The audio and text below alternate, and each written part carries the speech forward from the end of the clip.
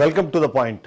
మనం చూస్తున్నాము ఆంధ్రప్రదేశ్ రాష్ట్రంలో రాజకీయాలు మరీ రాక్షస క్రీడగా మారిపోయాయన్న ఒక అనుమానం మనకు కలుగుతుంది. ఎందుకంటే నిజంగానే రాజకీయ వ్యవస్థలన్నీ సిగ్గుతో తలదించుకోవాల్సిన రోజులు ఇప్పుడు ఉన్నాయని చెప్పడంలో ఎలాంటి అతిశయోక్తి లేదు. మనం చూస్తున్నాం ఈ రాజకీయ క్రీడలో భాగంగా వృద్ధులకి వికలాంగులకి పెన్షన్ని ఆలస్యం చేయడం ద్వారా కానివ్వచ్చు, లేకపోతే వాళ్ళు గతంలో ఇంటి దగ్గర తీసుకున్న పెన్షన్లను కాస్త ఇవాళ బ్యాంకుల వైపు వెళ్ళేలాగా, అలాగే సచివాలయాల వైపు పరిగెత్తేలాగా చేసే క్రమంలో ఎవరు ఈ విషయానికి కారణమైనా సరే వాళ్ళందరినీ రాక్షసులతో పోల్చాలి అన్నది మాత్రం నా వ్యక్తిగత అభిప్రాయం. మనం చూస్తున్నాం 1వ తారీఖు కాగానే ఇంటి దగ్గరికి వచ్చి డోరు కొట్టి మరీ డబ్బులు ఇచ్చే వాలంటీర్ వ్యవస్థ అన్న దాని మీద ఉన్న కోపం పైన వాళ్ళని ప్రజలకు దూరం చేయాలనో, లేకపోతే వాళ్ళు ఒక రాజకీయ పార్టీకి అనుకూలంగా పనిచేస్తారేమో అన్న అనుమానంతో ఈ వ్యవస్థను నిర్వీర్యం చేసే ప్రయత్నంలో భాగంగానో మొత్తానికి ఈ పెన్షన్లకు సంబంధించిన విషయం ముఖ్యంగా దానిపైన తీసుకున్న నిర్ణయాలు, లేకపోతే దానిపైన ఎలాంటి చర్యలు ఉండాలి అని వీళ్ళు కోర్టులకు వెళ్ళిన నేపథ్యంలో అక్కడ జరిగిన పరిణామాల క్రమం ఇవాళ చూస్తున్నాం. మనము ఎందరో ముసలి వాళ్ళు ఇవాళ రోడ్డున పడ్డారు, రోడ్డు మీద పడ్డారు, రోడ్డున పడి మరి ఇవాళ బ్యాంకులకు వెళ్ళే పరిస్థితి మనకు కనిపిస్తుంది. ఒకప్పుడు 1వ తారీఖు వచ్చే పెన్షన్ కాస్త ఈసారి ఆలస్యం అవడంతో, అంటే లాస్ట్ మంత్ కానీ ఈ మంత్ కానీ ఆలస్యం అవడంతో ఏం జరుగుతోందో అర్థం కాని పరిస్థితుల్లో కొద్దిమంది, ఏం జరుగుతోందో అర్థమైనా ఏమి చేయలేని పరిస్థితుల్లో చాలామంది మౌనంగా రోధిస్తున్న సిచ్యువేషన్ మనం చూస్తున్నాం. ఎందుకు ఈ పరిస్థితి? నిజంగానే వాలంటరీ వ్యవస్థల ద్వారా వృద్ధాప్య పెన్షన్ మాత్రమే అందజేసే ప్రయత్నం ఒకవేళ ప్రభుత్వం చేసి ఉంటే వాళ్ళకి ఎంత మాత్రం లాభం వచ్చేది? ఇప్పుడు దాన్ని అడ్డుకున్నామని ఒక వికృత ఆనందాన్ని పొందుతున్న వీళ్ళు నిజంగానే దాంట్లో సక్సెస్ అయ్యారా లేదన్న విషయం పైన కూడా చాలా అనుమానాలు వ్యక్తమవుతున్న నేపథ్యంలో ఎందుకు వీళ్ళ మీద ఇలాంటి కక్షపూరిత చర్యనికి పాల్పడ్డారు అన్నదాన్ని ఇవాళ మనము డిస్కస్ చేయాల్సిన అవసరం అయితే మనకు కనిపిస్తుంది. ఎందుకంటే మనం చూస్తున్నాము వృద్ధులు గత 3 రోజుల నుంచి చూస్తున్నాం 1వ తారీఖు బ్యాంకు హాలిడే అయితే బ్యాంక్ అకౌంట్స్లో వెయ్యాలి అని చెప్పేసి ఇవాళ ఈసీ ఇచ్చిన డైరెక్షన్ని బేస్ చేసుకొని అక్కడ వేసిన తర్వాత ముసలి వాళ్ళు ఆ బ్యాంక్ అకౌంట్లో డబ్బులు పడ్డాయో లేదో తెలియదు, ఆ డబ్బులు పడితే ఆ డబ్బులు తీసుకోవాలి ఇమ్మీడియట్గా అనే టైప్లో వాళ్ళు వెళ్ళి పడుతున్న తపన మనం చూస్తున్నాము. ఈ క్రమంలో ఇప్పటికే 45 డిగ్రీలకు పైగా ఉష్ణోగ్రతలు నమోదవుతున్నా సరే వాళ్ళు అక్కడికి వెళ్ళి దాన్ని తీసుకునే ప్రయత్నం చేసే క్రమంలో సొమ్మసిల్లి పడిపోతున్నారు. ఒక ముసలాయన అయితే చనిపోయారు. ఇలాంటి పరిస్థితికి ఏంటి కారణం? అసలు ఎందుకు ఇలాంటి సిచ్యువేషన్ వచ్చింది? ఇప్పటికే ఉన్న ప్రభుత్వం దానిపైన ఎందుకు చర్యలు తీసుకోలేకపోయింది? ఈ చర్యలు తీసుకునే క్రమంలో ఇంతమంది ముసలి వాళ్ళని లేదా ఇంతమంది వృద్ధులను ఎందుకు ఇబ్బంది పెడుతుందన్న విషయంపై మనం చర్చను కొనసాగిద్దాం. మనతో పాటు ఇప్పటికే ఝాన్సీ గారు టీడీపీ పార్టీ నుంచి జాయిన్ అయ్యారు. ఒకసారి తనతో అడిగి తన అభిప్రాయం తెలుసుకునే ప్రయత్నం చేద్దాం. ఝాన్సీ గారు, అయితే కొన్ని హార్ష్ వర్డ్స్ యూజ్ చేస్తున్నారు. దానికి కారణం ఏంటంటే ఇవాళ మనం చూస్తున్నాము 60 ఏళ్ళు దాటిన ముసలి వాళ్ళు రోడ్డు మీదకి వెళ్తున్నారు. వెళ్ళి వాళ్ళకు వచ్చే ఆ 3,000 రూపాయలు, ఎందుకంటే వాళ్ళు ఎంత లక్షాధికారులైనా ఎంత కోటీశ్వరుల పిల్లలు ఉన్నా సరే చివరికి ఆ 3,000 రూపాయల పైన వాళ్ళు ఆశపడతారు. ఆ 3,000 రూపాయలు వస్తే బాగుంటుంది అని కోరుకుంటారు. కొద్దిమందికి అయితే వాస్తవానికి ఆ 3,000 రూపాయలతో వచ్చే మందులు, వచ్చే రేషన్తోనే బతకాలని పరిస్థితుల్లో కూడా చాలామంది ఉన్న నేపథ్యంలో ఆ డబ్బులు వాలంటీర్లు తీసుకెళ్ళి ఇంటికి ఇస్తే ఏదో జరిగిపోతుంది అనే ఉద్దేశంతో చేసిన ఈ చర్యలు ఇవాళ ఆ ముసలి వాళ్ళకు పడుతున్న ఈ నష్టము, ఈ కష్టము, దీనికి కారణం ఎవరంటారు? దాన్ని ఎవరిని మనం నిందించాలంటారు? ప్యానెల్లో ఉన్న సభ్యులందరికీ నమస్కారం అండి. రాజ్ న్యూస్ ప్రేక్షకులు కూడా నమస్తే. సార్, ఇక్కడ జరుగుతున్న విషయం ఏంటంటే రాజకీయ రాక్షస క్రీడ ఏదైతే ఉందో అది ప్రజల మీద రుద్దుతున్నటువంటి ఈ వైసీపీ ప్రభుత్వం, ఇప్పటి వరకు ఉన్నటువంటి ప్రభుత్వం ఏదైతే ఉందో ఆ రాక్షస క్రీడలో ఈ రోజు అమాయకమైనటువంటి పేద ప్రజలను మరొకసారి మోసం చేయడంలో సక్సెస్ అయిందని చెప్పాలండి. ఎందుకంటే పెన్షన్ అన్న విషయం ఏదైతే ఉందో మధ్య తరగతి వారు కానివ్వండి, ఇందాక మీరు అన్నట్టుగా డబ్బు ఉందా లేదా అనేది కాదండి. అసలు పెన్షన్ మీద ఆధారపడి పెన్షన్ లేకుంటే బ్రతకలేని దీనావస్థ స్థితిలో ఎంతో మంది పేదలు ఉన్నారండి ఈ రోజు మన రాష్ట్రంలో. మరి అలాంటి టైంలో కేవలం వృద్ధులే కాదండి, వితంతులు ఉన్నారు, వికలాంగులు ఉన్నారు. అంటే వాళ్ళు బయటికి వెళ్ళి ఏది తెచ్చుకోలేని స్టేజ్ లో ఉన్నటువంటి వాళ్ళు కూడా ఎంతో మంది ఉన్నారు. మరి ఈ రోజు ప్రభుత్వం ఇన్ని రోజులు ఇస్తూ వచ్చింది, ఈ రోజు ఎందుకు సడన్ గా ఆపాల్సి వచ్చిందండి? ప్రభుత్వం అనుకుంటే నిజంగా ఇప్పుడు ఉన్నటువంటి రెవెన్యూ డిపార్ట్మెంట్ కానివ్వండి, సచివాలయ సిబ్బంది కానివ్వండి, ఇంకా పోస్టల్ డిపార్ట్మెంట్ అందరూ ఉన్నారు, అందరినీ తీసుకుని వెళ్ళి ఎందుకు వాళ్ళు పెన్షన్స్ ఇవ్వలేరు?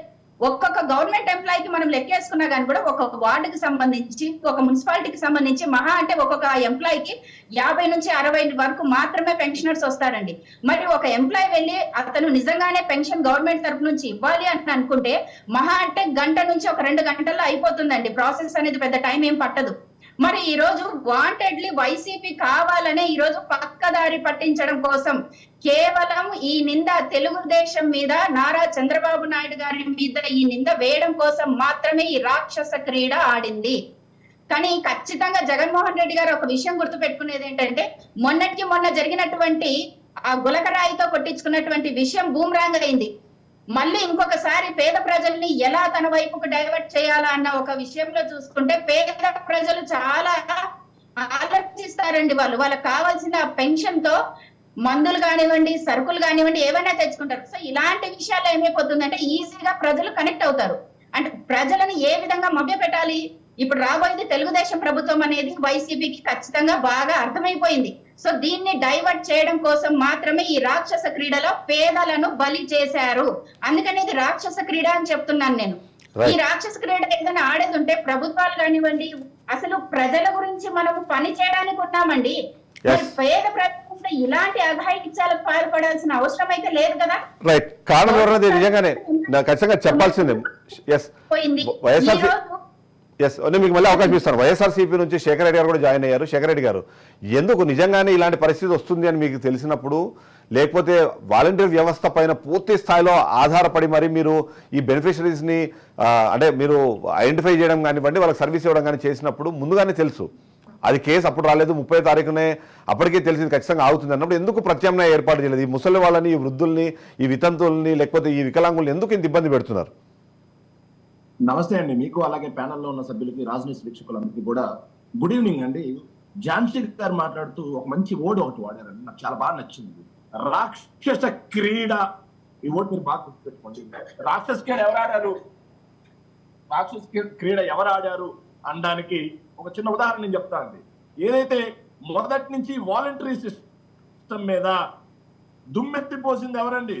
అసలు ఆ వ్యవస్థే పనికిరాని వ్యవస్థ అన్నట్లుగా, ఆ వ్యవస్థే సంఘ విద్రోహ శక్తులైనట్లుగా, ఆ వ్యవస్థ హమాస్ అన్నారు, ఆ వ్యవస్థ జైషే మహమ్మద్ అన్నారు, ఆ వ్యవస్థని తాలిబన్స్ అన్నారు, ఆ వ్యవస్థని హ్యూమన్ ట్రాఫికర్స్ అన్నారు. ఆ వ్యవస్థని వాళ్ళ మనోభావాలని దెబ్బతినే విధంగా వాళ్ళు ఏదైతే పథకాలు ఇంటికి ఇస్తుంటే ఎలాంటి లాభాపేక్ష లేకుండా జన్మభూమి కమిటీల పేరుతో అరాచకం చేసినటువంటి తెలుగుదేశం పార్టీ ఈ రోజు వాలంటరీ వ్యవస్థ మీద ఎన్ని అవాకులు చవాకులు పేలారు, వాళ్ళ మనోభావాలు ఎంత దెబ్బతీశారు అనేది రాష్ట్ర ప్రజానికం మొత్తం గమనించారు, మీతో సహా. కాగా ఏదైతే ఫిబ్రవరి నెలలో ఏదైతే ఈయన మాజీ ఈసీ అయినటువంటి నిమ్మగడ్డ రమేష్ కుమార్ అనే ఆయన citizen for democratic forum, Nimmagadda Ramesh Kumar ఎవరి కాంపౌండ్ లో వ్యక్తి అండి? రాష్ట్ర ప్రజలకు తెలియదా? మీడియా మిత్రులైనటువంటి మీకు తెలియదా నిమ్మగడ్డ రమేష్ కుమార్ ఎవరి కాంపౌండ్ లో వ్యక్తి అని?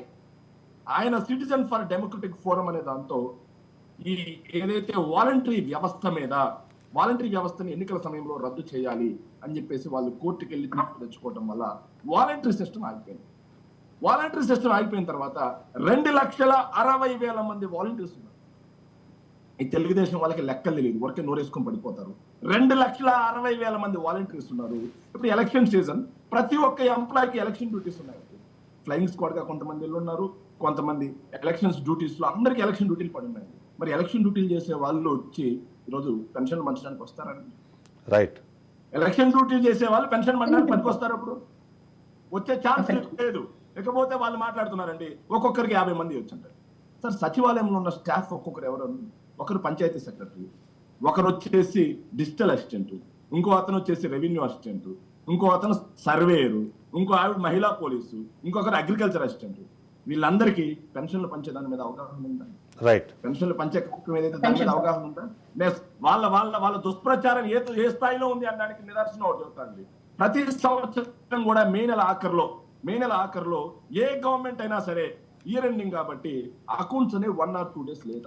March ending in any government, March ending లో ఇన్ ఎనీ గవర్నమెంట్ మొత్తం మారిపోద్దండి. ఇయర్ ఎండింగ్ కాబట్టి, ఫినాన్షియల్ ఇయర్ ఎండింగ్ కాబట్టి మార్చ్ ఎండింగ్ లో మారిపోద్ది. అలా పోయిన ఏదైతే మొన్న పోయిన నెలలో మార్చ్ ఎండింగ్ అంటే ఓకే, మీరు అన్న పాయింట్స్ అన్ని ఓకే. అయితే ఇక్కడ సమస్య ఏంటంటే దానికి ఆల్టర్నేటివ్ ఏమి? సార్, నేను 2 minutes ప్రభుత్వంలో మీరున్నప్పుడు ఎందుకు ఆల్టర్నేట్ ఝాన్సీ గారు మీరు మాట్లాడినప్పుడు నేను కామ్ గా ఉన్నాను. దయచేసి మీరు నోట్ చేసుకోండి. అవునండి, దానికి మీరు నోట్ చేసుకోండి. ఝాన్సీ గారు, మీ టర్మ్ వచ్చినప్పుడు మాట్లాడండి. దయచేసి మీరు నోట్ చేసుకోండి. మీ టర్మ్ వచ్చినప్పుడు మాట్లాడండి.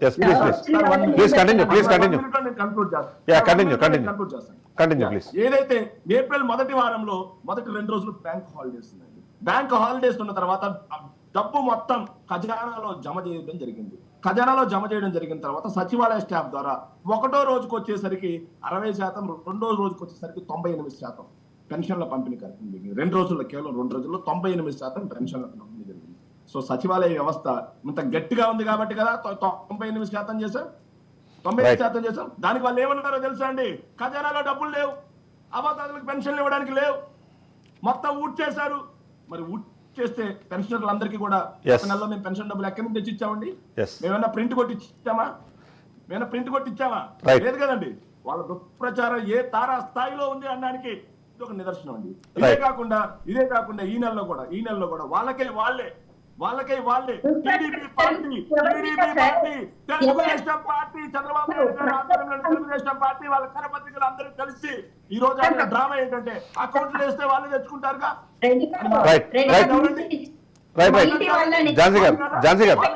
ఈ రోజు సిగ్గు లేకుండా నిస్సిగ్గుగా ప్రజలకు దుష్ప్రచారం చేసే వీళ్ళందరినీ ప్రజలు గమనిస్తా ఉన్నారు. ఝాన్సీ గారు, తమ ఓటు అనే ఆయుధంతో ఈరోజు వైఎస్ఆర్ కాంగ్రెస్ మీ వాయిస్ రావట్లేదు. ఝాన్సీ గారు, మీ వాయిస్ రావట్లేదు. పరిపాలన లేదు, మీ వాయిస్ రావట్లేదు. ఒకసారి చెక్ చేసుకోండి ప్లీజ్. కాంగ్రెస్ పార్టీ చేతిలో పరిపాలన లేదు. రైట్, శేఖర్ రెడ్డి గారు, వన్ సెకండ్ ప్లీజ్. ఆన్సర్ చేయనివ్వండి శేఖర్ రెడ్డి గారు, ఆన్సర్ చేయనివ్వండి. శేఖర్ గారు ఒక నిమిషం, వన్ సెకండ్ ఆన్సర్ చేయనివ్వండి. ఝాన్సీ గారు, ఇక్కడ వస్తున్న సమస్య ఏంటంటే మొదటి నుంచి వాలంటీర్ వ్యవస్థను మీరు అది ఉండకూడదు అనే విధంగా గతంలో చేసిన స్టేట్మెంట్స్, ఈ స్పెసిఫిక్గా ఇష్యూ వచ్చేటప్పటికి ఏంటంటే వాలంటీర్లు వెళ్ళి మొత్తం అందరినీ ఇన్ఫ్లుయెన్స్ చేసే అవకాశం ఉంది కాబట్టి వాళ్ళని ఈ ఎన్నికల విధులకు అనే దాంట్లో మీరు స్టార్ట్ చేశారు. కానీ ఆ తర్వాత జరిగే అన్ని విధులకు దూరంగా ఉంచాలి అనే అర్థం వచ్చేలాగా కొన్ని యాక్టివిటీస్ చేయడము, ముఖ్యంగా నిమ్మగడ్డ రమేష్ కుమార్ అనే వ్యక్తి నిజంగానే ఇండిపెండెంట్గా తను చేసినా సరే తను చేసే కార్యక్రమాలకి ఎంతో కొంత టీడీపీ పార్టీ నుంచి డైరెక్ట్గా ఒక అప్రూవల్ ఉన్నట్టుగా అక్కడ ప్రొజెక్షన్ అవ్వడము, అది కాకుండా ముఖ్యంగా ఏదైతే బ్యాంకు అకౌంట్లో డబ్బులు వేయాలి అని వేసిన పిటిషన్ అవుతుందో దాన్ని మీ పార్టీ వాళ్ళు బాహటంగా అంగీకరించిన పరిస్థితి. ఇవాళ అదే బ్యాంకుకి వెళ్ళిన తర్వాత కూడా వాళ్ళు బ్యాంకులో ఏదో డబ్బులు ఎక్కడికి వెళ్ళిపోతాయనే ఉద్దేశంతో బ్యాంకులు డబ్బులు తెచ్చుకునే క్రమంలో వస్తున్న సమస్యలకు కూడా ఇది ఒక కారణం అంటారు. మీరు ఏం చెప్తారు దీనికి? సార్, నిమ్మగడ్డ ప్రసాద్ గారు ఆయన ఏం చిన్నపిల్లాడు కాదు, ఆయనకు అడ్మినిస్ట్రేషన్ తెలియక కాదు, ఆయన ఇలాంటివి చాలా డ్యూటీలు చేశారు. ఆయనకు తెలిసిన విషయంలో ఎంతవరకు ఇబ్బందులు వాలంటీర్స్ వ్యవస్థ వల్ల జరుగుతుంది అనేది ఆయన చూశారు, ఆయన దాని మీద వెళ్ళారు. కానీ ఇక్కడ జరుగుతున్న విషయం ఏంటి? పేద ప్రజలు బలవుతున్నారు. ఇక్కడ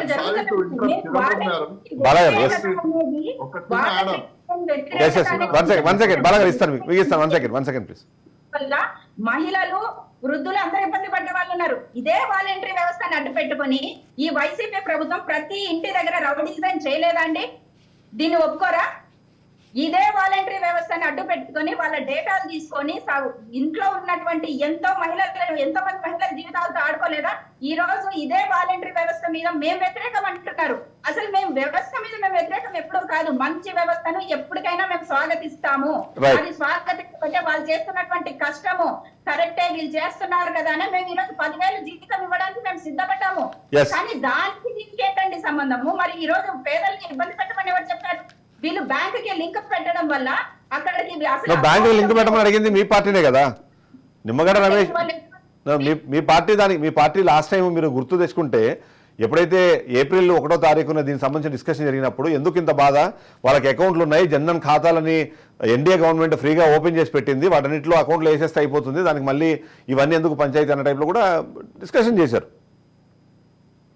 అవునండి, కానీ ఇక్కడ విషయం ఏంటంటే తెలియని వాళ్ళు ఎక్కువ ఇబ్బంది పడుతుంది, తెలిసిన వాళ్ళు తెచ్చుకుంటున్నారు, తెలియని వాళ్ళు ఎంతమంది అవస్థ పడుతున్నారు. దానికి గవర్నమెంట్ ఆలోచించమని చెప్పాము. ఇదంటూ ఒక ఆల్టర్నేట్ ఉంది. ఇంకొక ఆల్టర్నేట్ మీరు ఎందుకు చూడరు? వ్యవస్థను ఎందుకు ఉపయోగించుకోరు? ఆకుంటుంది కదా అని చెప్పేసామనే దానికి కాదు కదండి. ఇంకొక అకౌంట్లు కూడా తెలియదు కదండి. ఈ రోజు అకౌంట్లు తెలియక బ్యాంక్ సర్వర్లు పనిచేయక వాళ్ళు పడుతున్నటువంటి ఇబ్బందులు కూడా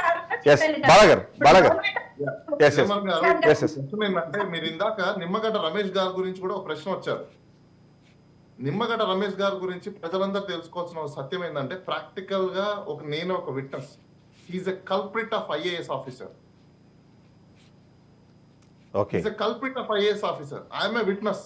ఆయన చేసినవన్నీ నన్ను ఓపెన్ గా రమ్మని చెప్పండి 1-to-1 అయినా నేను ఫేస్ టు ఫేస్ కూర్చోబెట్టి ఏమేం చేస్తాడో మొత్తం చిట్టా మొత్తం తీస్తా. రైట్ అంటే మనం జస్టిఫై చేసుకుందాం, కొన్ని చెప్పండి చాలు.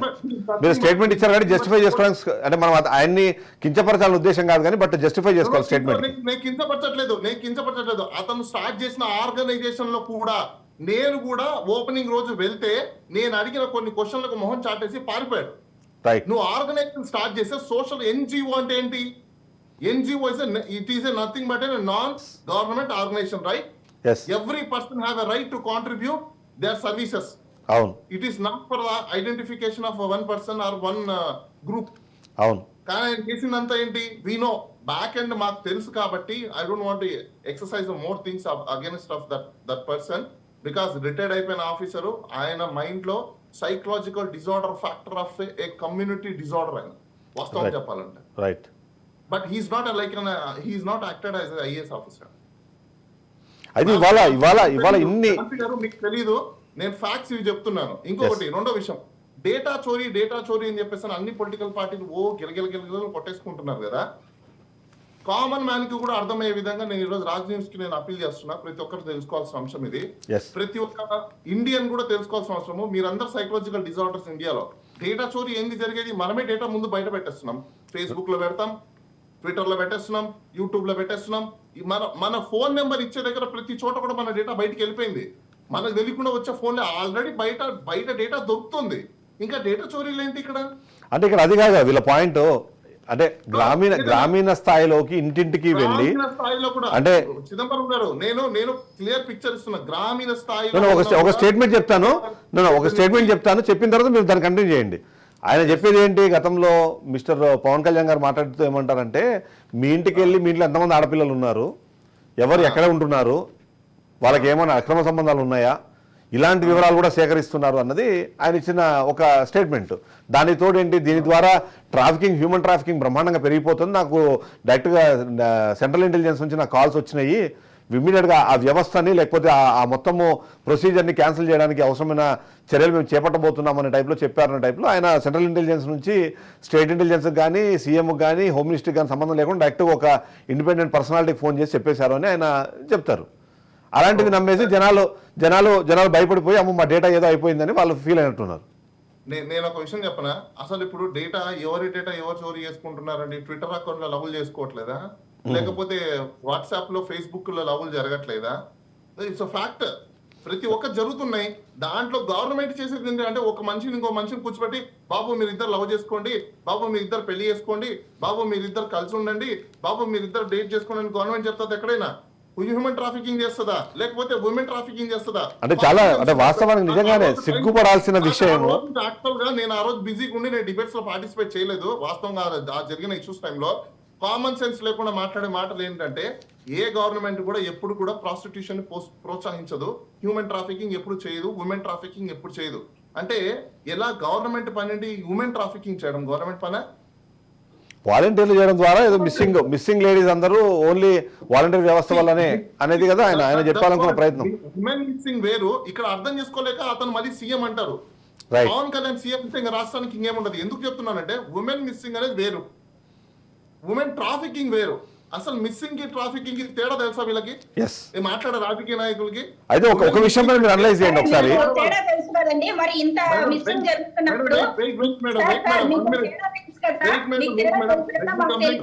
బాలగారు ఆమె క్వశ్చన్ విందాం. బాలగారు ఒకసారి క్వశ్చన్ విందాం.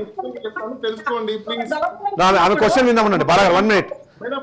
ఝాన్సీ గారు పాయింట్ చెప్పండి. మీరు మీ క్వశ్చన్ అడగండి ప్లీజ్. అన్ని తెలుసు, మీరు వినండి పూర్తిగా. తీసుకోకుండా ఉంటున్నప్పుడు వీటన్నింటినీ మీరు సమర్థిస్తారా? మహిళలు ఇబ్బంది పడతా అంటే మీరు సమర్థిస్తారా? మీకు ఇంట్లో ఉన్నటువంటి మహిళల మీద ఎవరి మీద ఒక్క మాట వస్తే మీరు సమర్థిస్తారా? ఝాన్సీ గారు ఒక్కడే ఒక పాయింట్. బాలగారు 1 minute please. Jhansi garu more దాన్ 70% ఒక్క నిమిషం మోర్ దాన్ 70% అమ్మాయిలే అక్కడ వాలంటీర్లుగా ఉన్నారు. అది డేటా చెప్తున్నది. మోర్ దాన్ 70% అమ్మాయిలే అక్కడ వాలంటీర్లుగా ఉన్నారు. మొదటిది. రెండోది ఆ 50 ఇళ్లకి దగ్గరగా ఉన్న ఫ్యామిలీ మెంబర్స్ లేకపోతే ఆ గల్లీలో ఉండే వాళ్ళని వాలంటీర్లుగా చెప్పి వాళ్ళు కూడా మీడియా ముఖంగా చెప్పిన వాళ్ళు ఎంతో మంది ఉన్నారు. నేను చెప్పేది బాలగారు కంక్లూడ్ చేద్దాం. మనం కంక్లూడ్ చేసి ఒక బ్రేక్ వెళ్ళాలి. మీకు తెలుసు, నాకు తెలుసు, అందరికీ తెలుసు. కోసం ఉందా గవర్నమెంట్? మీరు చెప్పిన ప్రకారంగానే చూసుకుంటే మహిళలకి గవర్నమెంట్ బాధ్యత గవర్నమెంట్ కి ఉందా లేదా? ఇప్పుడు విషయం కానివ్వండి, ఝాన్సీ గారు వాయిస్ బ్రేక్ అవుతుంది, ఒక నిమిషం. ఝాన్సీ గారు వాయిస్ బ్రేక్ అవుతుంది. మళ్ళీ క్వశ్చన్ అడగని చెప్తాను మీకు. వీటన్నిటిని మీరు సమర్థిస్తారా? మహిళల మీద జరుగుతున్నటువంటివి అఘాయిత్యాలని మీరు సమర్థిస్తారా? మేడం ఝాన్సీ గారు ఆన్సర్ చేయనివ్వండి ప్లీజ్, ఆన్సర్ చేయనివ్వండి. మేడం మీరు మీ వాయిస్ బ్రేక్ అయింది. సరే, నేను మీరు చెప్పే దాని ప్రకారం ఏంటంటే ఆ ప్రాస్టిట్యూషన్ లేకపోతే ఉమెన్ ట్రాఫికింగ్ దానికి గవర్నమెంట్ సపోర్ట్ చేస్తుందా? నేను చెప్తున్నా, శేఖర్ గారు రెస్పాండ్ అవ్వాలి దానికి. 1 minute సార్. ఉమెన్ ట్రాఫికింగ్ కి ఉమెన్ మిస్సింగ్ కి చాలా తేడా ఉంది. అది ఫస్ట్ మనం తెలుసుకోవాలి. ఉమెన్ ట్రాఫికింగ్ ని ఎవరు ప్రోత్సహించరు, గవర్నమెంట్ ప్రోత్సహించదు, ప్రజలు ప్రోత్సహించరు, మాలాంటి వాళ్ళు ప్రోత్సహించరు, మీలాంటి వాళ్ళు ఎవ్వరు దాన్ని ప్రోత్సహించరు. ఉమెన్ మిస్సింగ్ వేరు. ఉమెన్ మిస్సింగ్ కి ఉమెన్ ట్రాఫికింగ్ కి తేడా ఏంటో చెప్తాను మీకు, వినండి. ఉమెన్ మిస్సింగ్ అంటే ఎవరైనా ఇంట్లో ఉన్న ఆడవాళ్ళు చెప్పా పెట్టకుండా వెళ్ళిపోయి, పారిపోయి, లేకపోతే కిడ్నాప్ ఎవరైనా చేసేసి ఇలాంటివి ఏదైనా జరిగితే దాన్ని ఉమెన్ మిస్సింగ్ అని అంటారు. ఎందుకంటే వాళ్ళ ఆచూకీ తెలియదు కాబట్టి. ఒక చిన్న రిక్వెస్ట్, దీన్ని షార్ట్ గా క్లోజ్ చేద్దాం, ఏదో డిస్కషన్ డిబేట్ అవుతుంది. నేను మీకు ఇస్తాను అవకాశము, షార్ట్ గా క్లోజ్ చేద్దాం, బికాజ్ డిస్కషన్ డిబేట్ అవుతుంది. మనం డిస్కషన్ చేయాల్సింది టాపిక్ వేరే అవుతుంది. ప్లీజ్ షార్ట్ గా కంప్లీట్ చేయండి ప్లీజ్. ఎస్. ఉమెన్ ట్రాఫికింగ్ అంటే ఒక ఉమెన్ ని పట్టుకొని ఇంకొక వ్యక్తి దగ్గరికి తీసుకెళ్లి ఒక హౌస్ లో పెట్టి నిర్బంధించి 10 మందితో ప్రాస్టిట్యూషన్ చేయించడం ఇట్స్ ఉమెన్ ట్రాఫికింగ్. అది గవర్నమెంట్ చేస్తుందా ఎక్కడైనా? రైట్. ఇక్కడ శేఖర్ రెడ్డి గారు అయితే ఇలాంటి ఆరోపణలు వచ్చినప్పుడు మేడం గవర్నమెంట్ మీద దేనికి పనిచేస్తుంది ఏంటనేది ఫస్ట్ ఆఫ్ ఆల్ రాజకీయ నాయకులు తెలుసుకోవాలి. Jhansi garu 1 second please. శేఖర్ రెడ్డి గారు రెస్పాండ్ అవ్వండి. శేఖర్ రెడ్డి గారు ఈ స్థాయిలో మిస్సింగ్లు ఉన్నప్పుడు, ట్రాఫికింగ్ జరిగినప్పుడు, ట్రాఫిక్ చాలా రెస్పెక్ట్ కనీసం మీరు you have to be act or behave. Right. బాలగారు 1 second please. Jhansi garu 1 second please. Shekhar Reddy గారు రెస్పాండ్ అవ్వనివ్వండి. వైఎస్ఆర్సీపీ అధికార ప్రతినిధిగా ఆయన రెస్పాండ్ అవ్వనివ్వండి. ఏంటి ఇలాంటివి అంటే గతంలో కూడా వాలంటీర్ వ్యవస్థ పైన డిస్కషన్ వచ్చినప్పుడు మిస్సింగ్లకు సంబంధించి లేకపోతే ట్రాఫికింగ్ సంబంధించి నేషనల్ డేటా ఏదైతే ఉందో ఆ నేషనల్ డేటాని బేస్ చేసుకొని వాడికి ఆల్మోస్ట్ కారణంగా వాలంటీర్ వ్యవస్థని చూపించి పవన్ కళ్యాణ్ గతంలో మాట్లాడే పరిస్థితి ఉంది. దానికి మీరు ఏమని రెస్పాండ్ అవుతారు?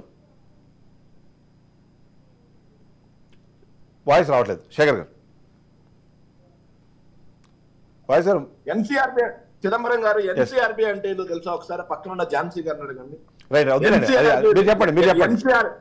ఎన్సీఆర్బీ ప్రకారం, నేషనల్ క్రైమ్ రిపోర్ట్ బ్యూరో ప్రకారం, ఎన్సీఆర్బీ డేటా ప్రకారం 2014 నుంచి 19 వరకు ఎంతమంది కిడ్నాప్ గురయ్యారు మహిళలు, ఎంతమంది మహిళలు మిస్ అయ్యారు, వాళ్ళల్లో ఎంతమంది మహిళలు మళ్ళీ కనుగొనబడ్డారు, అదే 2019 మా ప్రభుత్వం వచ్చిన తర్వాత ఎంతమంది మహిళలు మిస్ అయ్యారు, 2024 మధ్యలో వాళ్ళల్లో ఎంతమంది మళ్ళీ మాకు దొరికారు అని ఒక డేటా ఉంటుంది. ఎన్సీఆర్బీ అని చెప్పి గూగుల్ చేస్తే దాంట్లో దొరుకుతుంది. దాన్ని చూసుకొని మాట్లాడమని చెప్పండి.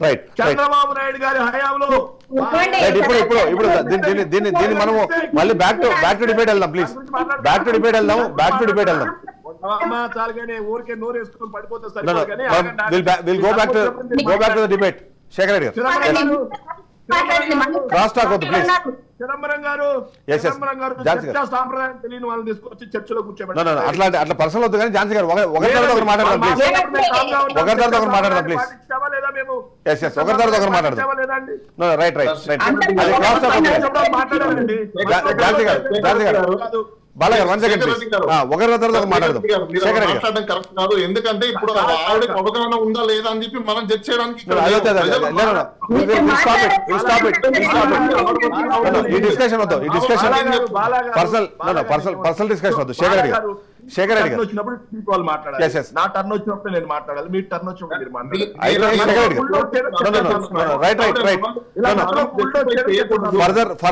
ఫర్దర్ గా ఒకరి తర్వాత ఒకరు మాట్లాడదాము. క్రాస్ టాక్ వద్దు. అయితే శేఖర్ రెడ్డి గారు నోట్ చేసుకోండి నేను చెప్తున్నాను. నేను శేఖర్ రెడ్డి గారు కంక్లూడ్ చేయండి. ఈ టాపిక్ కంక్లూడ్ చేయండి. వాలంటరీ సిస్టమ్ వద్దు అని చెప్పింది తెలుగుదేశం పార్టీ కాదా? మళ్ళీ వాలంటరీ సిస్టమ్ వద్దు అని చెప్పి ఇంటింటికి పంపించాలి అని చెప్పింది ఎవరండి? ఇదే తెలుగుదేశం పార్టీ కాదా? మళ్ళీ బ్యాంకులకి వేయాలని చెప్పింది ఎవరండి? ఇదే తెలుగుదేశం పార్టీ కాదా? మళ్ళీ ఇప్పుడు బ్యాంకులకి వేస్తుంటే ఇంటింటికి పంపించచ్చు కదా అని చెప్పింది ఎవరండి? మళ్ళీ ఇదే తెలుగుదేశం పార్టీ. వాళ్ళ పార్టీకి ఒక స్టాండ్ లేదా? వాళ్ళ పార్టీకి ఒక స్టాండ్ లేదా అండి? Right. వాళ్ళ ప్రభుత్వ హయాంలో పెన్షన్లు ఎలా ఇచ్చారండి?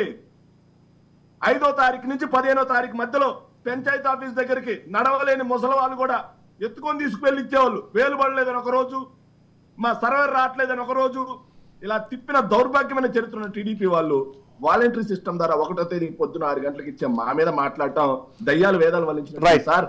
రైట్, దయ్యాలు వేదాలు వల్లించినట్టుంది సార్. ఇంకో విషయం సార్, ఇంకో విషయం కూడా నేను చెప్తున్నాను. ఏదైతే వాలంటరీ సిస్టమ్ మీద ఇన్ని అవాకులు చవాకులు పేలి మళ్ళీ అదే వాలంటరీ వ్యవస్థను మేము కొనసాగిస్తున్నాము అంటే ఇంతకు మించి మాకు సర్టిఫికెట్ ఏముంటుంది సార్? 14 సంవత్సరాలు ముఖ్యమంత్రిగా ఉన్న చంద్రబాబు నాయుడు గారు జన్మభూమి కమిటీలను ప్రోత్సహించారా లేదా? మరి అదే జన్మభూమి కమిటీలని ఎందుకు ఆయన కొనసాగిస్తారని మాట్లాడలేకపోతున్నాడు ఈరోజు. రైట్. చంద్రబాబు నాయుడు గారికి టీడీపీ ప్రభుత్వానికి నిజంగా నిబద్ధత ఉంటే జన్మభూమి కమిటీలని వాలంటరీ వ్యవస్థ కంటే కూడా బాగా తీర్చిదిద్దాం, జన్మభూమి కమిటీలను కొనసాగిస్తామని చెప్పి మాట్లాడించాం. రైట్ ఝాన్సీ గారు, అలా మాట్లాడితే నిజంగా ఆయన నిబద్ధత ఉన్నట్టే, ఆయన పరిపాలన మీద ఆయనకి నిబద్ధత ఉన్నట్టే. రైట్. ఝాన్సీ గారు, మేము పెట్టిన సిస్టమ్ ని ఆయన ఈ రోజు కొనసాగిస్తున్నారు. అంతకుమించి మాకు సర్టిఫికెట్ ఝాన్సీ గారు, మీరు ఇప్పుడు అంటే వైసీపీ అడగడమే కాదు, ఇవాళ పెన్షన్లకు సంబంధించి సమస్యలు అందరికీ ఉన్నాయి. సమస్యలకు పరిష్కారాలు సూచించే క్రమంలో ఎంతో కొంత మీకు తెలుసు, ముందుగానే తెలుసు, అందరికీ తెలుసు. నిమ్మగడ్డ రమేష్ అనే వ్యక్తికి సంబంధించి సరే ఆయన మానసిక స్థితి గురించి మనం మాట్లాడకపోయినా ఇవాళ జరుగుతున్న అన్నిటికీ కారణం మాత్రం ఆ ఒక్క వ్యక్తి అన్నదాన్ని డైరెక్ట్గా కావాలంటే అతను తిట్టిన పెద్ద ఆశీర్వాదం. ఎందుకంటే మినిమం కామన్ సెన్స్ యూజ్ చేసి నిజంగానే నేను ఇలాంటి ఒక పిటిషన్ వేస్తే దీని తర్వాత వచ్చే కాంప్లికేషన్స్ ఏముంటాయి, ముసలి వాళ్ళకి ఎట్లాంటి పరిస్థితులు వస్తాయి, ఆ వృద్ధులు కానీ వితంతులు కానీ ముఖ్యంగా వికలాంగులు కానీ వీళ్ళందరి పరిస్థితులు ఏమైనా కామన్ సెన్స్ లేకుండా కేవలం వాలంటీర్లు తీసుకెళ్ళి ఇంట్లో ఇస్తే వాళ్ళు ఇన్ఫ్లుయెన్స్ చేస్తారు. ఏముంది ఇన్ఫ్లుయెన్స్ చేయడానికి? 58 నెలల నుంచి వాళ్ళు ఇస్తూనే ఉన్నారు. ఇన్ఫ్లుయెన్స్ చేయాలనుకుంటే ఇంటికి వెళ్ళి ఇవ్వకూడదా? పెన్షన్ డబ్బులు ఇచ్చేసి మీరు ఓటు వెంటనే వేస్తారా? ఆ మాత్రం కూడా ఆలోచించుకుని ఆయన చేశాడు. దాని తగ్గట్టుగా మీ పార్టీ నుంచి కొద్దిమంది మహానుభావులు ఏంటి డీబీటీ ద్వారా వేసేసేయండి, ముసలి వాళ్ళు కానీ మిగిలిన వాళ్ళకి కానీ వాళ్ళకి ఎంతసేపు ఉన్న ఆ డబ్బులు చేతిలో పడితేనే వాళ్ళ అకౌంట్లో ఉన్నాయంటే వాటిని సేఫ్గా అనుకోరు. ఇంకొక సాడెస్ట్ పార్ట్ ఏంటంటే ఇప్పుడు మనకి వస్తున్న ఇన్ఫర్మేషన్ ప్రకారం చాలా జన్ధన్ యోజన అవి అకౌంట్స్ అయినా సరే మైనస్లో ఉన్నాయని చెప్పేసి కొన్ని డబ్బులు కట్ చేసేసుకున్నారు. అంటే ఇప్పుడు వాళ్ళకి ఏంటంటే ఆ డబ్బులు కట్ అయిపోయిన విషయం అర్థం కాక అవి ఎందుకు కట్ అయినాయి తెలియక వాళ్ళు ఇబ్బంది పడుతున్నారు. కనీసం మీ పార్టీ అయినా ఇలాంటి ఒక సిచ్యువేషన్ వచ్చినప్పుడు దానికి ఆల్టర్నేటివ్ సొల్యూషన్ ఇచ్చేటప్పుడు ఖచ్చితంగా ఈ డీబీటీ పద్ధతి కాకుండా వేరేది ఇచ్చుంటే బాగుండేదేమో అన్నది నా అభిప్రాయం. మీరేమంటారు? Okay sir, first Shekhar Reddy గారు ఇందాక అన్నారు అవగాహన లేని వాళ్ళని తీసుకొని వచ్చి కూర్చోబెట్టి మాట్లాడడం సంస్కారం కాదని. సార్ మాకు సంస్కారం ఉందో లేదో అవగాహన ఉందో లేదో తర్వాత విషయము, మీకు సంస్కారం ఉంది, మీరు నిజంగా చాలా చక్కగా మాట్లాడుతున్నారు సార్. నేను ఇందాక బాలా గారు అన్న మాటది మాట్లాడానండి. ఏంటంటే వాలంటరీ వ్యవస్థ కానివ్వండి, శేఖర్ గారు చెప్పినట్టు కానివ్వండి, వాలంటరీ వ్యవస్థ ఏదైతే ఉందో అందరూ దుర్మార్గులని మేము చెప్పట్లేదు. అందులో ఉన్నటువంటి కొంతమంది వల్ల ఇబ్బందులు అందరూ పడ్డారు. ఇదే వాలంటరీ వ్యవస్థ నుంచి డబ్బులు సక్రమంగా ఇవ్వకుండా సొంత డబ్బులు వాడుకున్న వాళ్ళు మనం పేపర్లో మీడియా ద్వారా అన్ని విధాలుగా కూడా చూసాము. కొంతమంది, అందరూ అనట్లా, కొంతమంది చాలా ఇబ్బందులు పెట్టారు అని చెప్పాము. అదే వాలంటరీ వ్యవస్థ కూడా మేము కూడా ఎంకరేజ్ చేస్తున్నాం, ఏం చేయమని చెప్పట్లేదే. ఇప్పుడు మీరు అన్నట్టుగా ఇంకొక ఆల్టర్నేట్ చూడండి అని అనింది ఎందుకండి? ఇందాక మీరు అన్నారు వాలంటరీ వ్యవస్థ ఇంటికి వెళ్ళి డబ్బులు ఇచ్చి ప్రలోభ పెట్టలేదా అని. ఎన్ని చోట్ల ప్రలోభ పెట్టడం లేదండి. ఈ రోజు వాళ్ళని పక్కన పెట్టుకొని ఇప్పుడున్నటువంటి వైసీపీ ఎమ్మెల్యేలు వాళ్ళందరూ లీడర్లు వాళ్ళందరూ పక్కన తీసుకొని ఈ మెప్మా వాళ్ళని వాలంటీర్స్ ని అందరినీ ఒక ఫంక్షన్ హాల్స్ లో కూర్చోబెట్టి మరి ఏ విధంగా ఏ ఇంట్లో ఎన్ని ఓట్లు ఉన్నాయి, ఏ విధంగా ఎన్ని ప్రభావితం చేయాలి, వాళ్ళని ఏ విధంగా మన దాంట్లోకి లాక్కోవాలి, ఓటింగ్ ఏ విధంగా జరగాలి అనేది మీటింగ్లు పెట్టి మరి బెదిరిస్తున్నారు. ఇది నిన్నటికి నిన్న మీ ఛానల్లోనే వచ్చింది, బద్వేల్ నియోజకవర్గంలో జరిగింది, మీ ఛానల్లోనే వచ్చింది. ఒకసారి అది చూసుకోండి. మిత్రుడే వెళ్ళి మొత్తం రికార్డ్ చేసింది, అది చూడండి. ఇది కేవలం ఇక్కడ మాత్రమే కాదు, ప్రచారాల్లో జరుగుతున్న చోట కూడా ఈ వైసీపీ ఎమ్మెల్యేలు మాకు నేనేమంటానంటే ఝాన్సీ గారు, నేను అనేది ఏంటంటే మీరు అన్న పాయింట్ 100% వ్యాలిడ్, నేను కాదనట్లేదు. మీ అంత చూస్తామంటున్నారు, మీరు అనే పాయింట్ 100% వ్యాలిడ్. కానీ నేను అనేది ఏంటంటే ఈ ఆసరా పెన్షన్లని ఆపడం ద్వారా దాన్ని ఏమైనా అడ్డుకోగలిగారా? మొదటిది. రెండోది, మీరు అడ్డుకునే ప్రయత్నం చేయగానే చిన్న సబ్మిషన్ చెప్తాను. అది అడ్డుకునే ప్రయత్నం చేయగానే మనము ఏప్రిల్ 1వ తారీఖు మీరు చూస్తే అందరూ వాలంటీర్లు ఇంటికి పోయి ఏంటమ్మా ఇది మీ డబ్బులు తీసుకొని రాలేదు అనగానే వాళ్ళు ఓపెన్గా ఎవరైతే వైసీపీకి అనుకూలంగా పనిచేసే వాలంటీర్లు కావచ్చు, లేకపోతే వాళ్ళ కార్యకర్తలను వాళ్ళే చెప్పుకుంటున్నప్పుడు మనం దాన్ని ఖండించాల్సిన అవసరం కూడా లేదు. వాళ్ళు క్లియర్గా చెప్తున్నారు చంద్రబాబు నాయుడు చేయించారు అనగానే ఆ నెగిటివిటీ ఎలాగో వస్తుంది. ఆ నెగిటివిటీకి తోడు డబ్బులు రాలేదు అన్న ఒక బాధ కన్నా ఆ నెగిటివిటీ ఎలాగో వాళ్ళు చేస్తారు అన్నప్పుడు దానికి ఆల్టర్నేటివ్ ఆలోచించకుండా మీరు ఇలాంటి ఒక స్టెప్ తీసుకోవడం కానివ్వండి, లేకపోతే మీరు అంటున్నట్టుగా వాళ్ళు రాజీనామాలు చేసి డైరెక్ట్గా వెళ్ళి ఇవాళ ప్రచారం చేస్తున్నారు. అంతకుముందు కనీసం వాలంటీర్గా ఉండుంటే ఎలక్షన్ కమిషన్ వాళ్ళని ఆపేది మీరు చేయడానికి లేదు అని. అలాంటి పరిస్థితి వచ్చింది, ఇప్పుడు ఇలాంటి పరిస్థితి వచ్చింది. దానివల్ల అన్ని విధాలుగా మీకే నష్టం కనిపిస్తుంది కదా సార్. నష్టం అనేది మేము దాన్ని ఏ విధంగా ఫుల్ఫిల్ చేసుకోవాలో మాకు తెలుసండి. నష్టం గురించి కాదు, ఇక్కడ ప్రజలు ఇబ్బంది పడొద్దు అనేదే మేము చెప్తున్నాము. ఎందుకంటే వాళ్ళు ఎంత ఇబ్బంది పడుతున్నారో కూడా మేము చూస్తున్నాం. ఈ రోజు జరుగుతున్న ఈ సమస్యలన్నిటికీ కారణం కూడా ఏంటంటే ఒక తెలుగుదేశాన్ని ఇబ్బంది పెట్టి చూపించే విధంగా వాంటెడ్లీ ఇది గేమ్ ఆడారు. దానికి బలి పశువులు ఎవరు చేస్తున్నారంటే తెలుగుదేశం వాళ్ళు. ఎందుకంటే చంద్రబాబు నాయుడు గారు ఉదయం నుంచి మీడియాలో చూస్తున్నామండి, చంద్రబాబు నాయుడు గారు వల్లే మీకు పెన్షన్ రాలేదు, ఆయన చెప్పడం వల్లే బ్యాంకులు లేస్తాం. ఏమంటే ప్రభుత్వం ఉండేది వీళ్ళదండి. ఇప్పుడు సకల శాఖ మంత్రి వర్యులు ఉన్నారుగా, నిమ్మగడ్డ రమేష్ చేసిన దానికి చంద్రబాబు నాయుడు ఎందుకు బాధ్యత చేస్తున్నారు మనం డిస్కస్ చేద్దాము. అసలు కారణం ఏంటి అన్నది మనం ఇప్పటివరకు చర్చించాం, కానీ అసలు దీనికి పరిష్కారం ఏంటన్న విషయం పైన కూడా చర్చ జరగాల్సిన అవసరం ఉంది. అదే సందర్భంలో బ్లేమ్ గేమ్ ఆడుతున్న నేపథ్యంలో వైసీపీ కూడా ఆ బ్లేమ్ గేమ్ ద్వారా ఎంతో కొంత లాభం పొందాలనే ప్రయత్నం చేస్తుందా, లేకపోతే పూర్తి స్థాయిలో వాళ్ళే ఛాంపియన్స్గా నిలవాలి అంటే దీన్ని పూర్తి స్థాయిలో ఉపయోగించుకోవాల్సిన అవసరం ఉందన్న విషయంపైన అవగాహనతో ఈ చర్యలకు మొత్తం పాల్పడిందన్న ఒక అనుమానం కూడా చాలా మందిలో వ్యక్తమవుతున్న నేపథ్యంలో బాలగారు మీరేమంటారు? నిజంగానే అంటే ముందుగానే తెలుసు ఏప్రిల్ 1వ తారీఖు అంటే అకౌంట్స్ క్లోజింగ్ ఉంటుంది కాబట్టి ఆ రోజు పెన్షన్ ఇచ్చే అవకాశం లేదు, దానికి తోడు అప్పటికే వాలంటీర్ వ్యవస్థని ఈ మొత్తం విధులకు దూరంగా ఉంచాలి, మొదటగా ఎలక్షన్ విధులు అన్నారు, తర్వాత పెన్షన్ లేకపోతే ఈ ఆసరా పంపిణీలకు సంబంధించి కూడా దూరంగా పెట్టాలనే ప్రయత్నం జరుగుతుందని తెలిసినప్పుడు ఏదైతే ఇన్ఫర్మేషన్ వచ్చిన వెంటనే నిజంగానే ప్రభుత్వం అనుకుని ఉంటే వాళ్ళకు ఆ ఇబ్బంది కలగకుండా పెన్షన్లను అందించే అవకాశం లేదంటారా? ఉన్నా సరే దాన్ని ఉపయోగించుకొని ఇవాళ వాళ్ళు ఇబ్బంది పడడం ద్వారానే వాళ్ళని ఓటు బ్యాంకుని మరింతగా పెంచుకునే ప్రయత్నం జరిగింది అని అనుమానాలు వ్యక్తమవుతున్న నేపథ్యంలో మీ విశ్లేషణ ఏంటి? చిదంబరం గారు, నేను మీకు ఒక విషయాన్ని చెప్తాను. ప్రజలకు చాలా మందికి తెలియని విషయము, నేను masters in political science university of Madras నుంచి. చాలా మందికి తెలియని విషయం ఏంటంటే పెన్షన్స్ కొన్ని స్కీమ్స్ ఏవైతే ఉంటాయో అవి fundamental rights of the citizen. Welfare అనేది గవర్నమెంట్ యొక్క బాధ్యత. అది ఏ గవర్నమెంట్ ఉన్నా లేకపోయినా చీఫ్ సెక్రటరీ అనే వాళ్ళు ఉంటారు, వాళ్ళు చేయాల్సిందే రెగ్యులర్ గా. కానీ వాటిని అడ్డం పెట్టుకొని పొలిటీషియన్స్ గత 70 సంవత్సరాల నుంచి పొలిటికల్ సిస్టమ్ లో దాన్ని ఒక ప్రొపగండా చేసుకొని వచ్చి ఎలక్షన్ కమిషన్ లో ఒక కన్వెన్షన్ ప్రాక్టీస్ కింద తీసుకొచ్చి కోడ్ వచ్చింది వెల్ఫేర్స్ డెలివరీ చేయట్లేదు, కోడ్ వచ్చింది ఆ పనులు చేయట్లేదు, కోడ్ వచ్చింది ఈ పని చేయట్లేదు. అంటే పొద్దున్నే కోడ్ వేసి కుక్కరొప్ప అంటే కానీ ఈ గవర్నమెంట్ పని ఇక్కడ ఫెయిల్యూర్ ఎవరో తెలుసా మీకు? పొలిటీషియన్స్ కాదండి, ఫెయిల్యూర్ ఆఫ్ ద బ్యూరోక్రసీ. బ్యూరోక్రసీకి బేసిక్ డెమోగ్రఫీ ఏంటి, డొమెస్టిక్ లైఫ్ ఏంటి, అదే విధంగా అసలు మనము ఈ యొక్క డెమోగ్రఫీని ఏ విధంగా హ్యాండిల్ చేయాలి, డెమోక్రసీ అంటే ఏంటి అనేది తెలియకుండానే బ్యూరోక్రాట్స్ అయిపోతున్నారు. ఐఏఎస్ ఆఫీసర్లు ఏమో కలెక్టర్లు అయిపోతున్నారు, చీఫ్ సెక్రటరీలు, ప్రిన్సిపల్ సెక్రటరీలు అన్ని అయిపోతున్నారు, రిటైర్డ్ అయిపోతున్నారు, ఇంటికి వెళ్ళిపోతున్నారు. మన ప్రజలు తెలియక చేశారా కావాలని చేశారా అది ఇప్పుడు ప్రశ్న. వాళ్ళకి తెలిసినా కూడా చెయ్యకుండా కావాల్సికలనే ప్రజల్ని ఈ రోజు ఈ భారతదేశం ఇంత వెనకబడిందంటే దానికి కారణము ఈ బ్యూరోక్రాట్స్, పొలిటీషియన్స్ కాదు. పొలిటీషియన్స్ కి నాకు తెలిసినంత వరకు వాళ్ళకున్న అవగాహన ప్రకారం ప్రజలకు మంచి చేద్దామని ప్రతి పొలిటీషియన్స్ వస్తారు, అది ఏ పొలిటికల్ పార్టీ అయినా.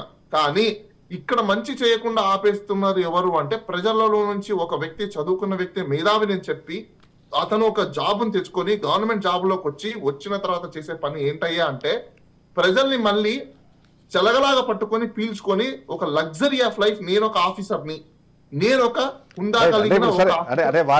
వాళ్ళది పక్కన పెడితే స్పెసిఫిక్ గా ఈ ఇష్యూలో ఆ సొల్యూషన్ అయితే వాళ్ళ దగ్గర ఉంది, కానీ ఆ సొల్యూషన్ చేస్తే అబ్సల్యూట్లీ ప్రతి ఒక్క ఆఫీసర్ దగ్గర సొల్యూషన్ ఉంది and election commission of India దగ్గర సొల్యూషన్ ఉంది. Wantedly election commission of India కావచ్చు, లేకపోతే స్టేట్ గవర్నమెంట్ కావచ్చు. గవర్నమెంట్ అంటే చాలా మంది అనుకుంటున్నారేమో వైసీపీ గవర్నమెంట్, టీడీపీ గవర్నమెంట్ కాదండి. గవర్నమెంట్ లో మనము ఒక పొలిటికల్ పార్టీ గెలిచిన తర్వాత గవర్నమెంట్ ఫార్మేషన్, ఇప్పుడు గవర్నమెంట్ ఉండేది అధికారులు అందరూ అధికారులు, అది గవర్నమెంట్ అంటే ఇప్పుడు అధికారులతో రన్ చేసే గవర్నమెంట్ ఇది.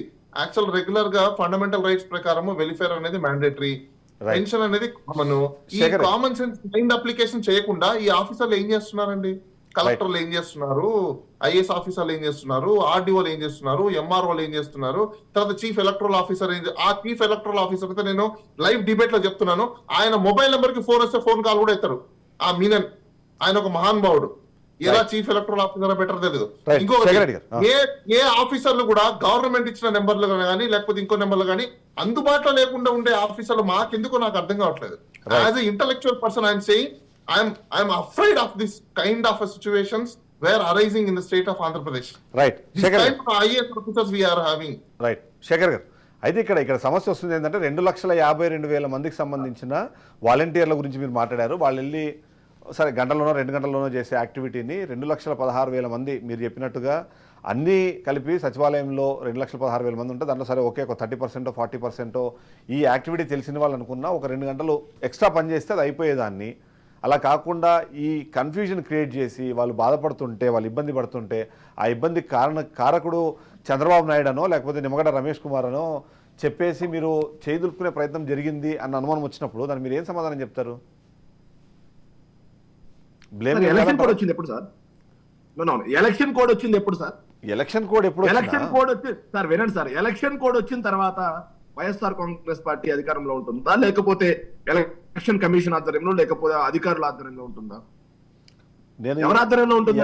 ఎవరి ఆధ్వర్యంలో ఉంటుంది అన్నది కాదు, ఆ జరిగిన పరిణామాలకి ఒక వ్యక్తిని బాధ్యుని చేసి మీరు దాని ద్వారా లాభం పొందాలనే ప్రయత్నం చేయడం దాని గురించి నా డిస్కషన్. జరిగిన పరిణామాలకి బాధ్యులు ఎవరని మేము అడుగుతున్నాం సార్. మేము ఈ 5 సంవత్సరాల్లో బాధ్యత తెలిసిపోతుందండి, చాలా క్లియర్. ఆ నిమ్మగడ్డ రమేష్ అనే ఒక వ్యక్తి